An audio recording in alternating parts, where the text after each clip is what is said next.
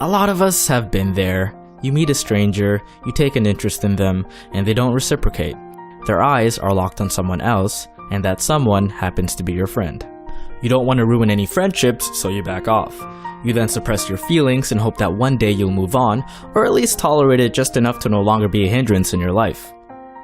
This is my story with Estelle. Technically, this would be more like 2.5, but the breakup happened post Aaron Kim.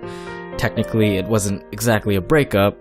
Technically, it wasn't even a relationship, but she's earned her spot. So you guys remember my involvement with Jessica and how we met. I mentioned she was with her group of friends at that town fair. There were 4 of them to be exact.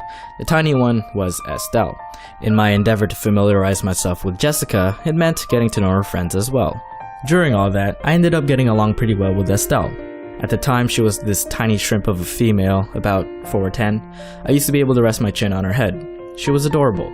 Our first encounters were pretty awkward at first. While I was trying to break out of my shell, she remained in hers, the timid type. I spent a lot of my summer hanging out with Jessica and her friends, so I guess we all got pretty comfortable with each other. At the time, I never really considered Estelle taking an interest in me, because I always overheard her friends teasing her about some guy named Bradley. I assumed she had a crush on him. I was wrong. Well, partially. Summer ended, and my final year of high school began. Before Jessica and I got together, I remember Estelle and I talking pretty often. We weren't best friends or anything, but we were tight. However, once the shallow prick and I started dating, my interactions with Estelle lessened, and eventually became very occasional throughout the school year. I remained oblivious to her feelings. Or maybe I didn't, but chose not to make it apparent to avoid a confrontation. There was one time I was at Jessica's locker at the end of the day. Estelle was walking by, and as soon as I was in sight, she suddenly ran up to me and gave me a hug. I took it as a friendly gesture. I guess we haven't talked to each other much at the time. Jessica, on the other hand, saw it as a threat, as competition. I assured her she was my only interest, but she took further precautions cause she cray-cray.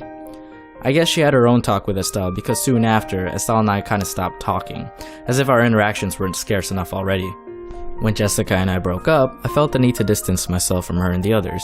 My immature teenage logic dictated that I blamed them all for Jessica's decision to leave me. Estelle and I completely stopped talking. In fact, she got together with Bradley. They didn't last very long, but I was happy for her. I met Aaron soon after, and you all know how that turned out. I was then back in Canada, suffering in a 4-year university program.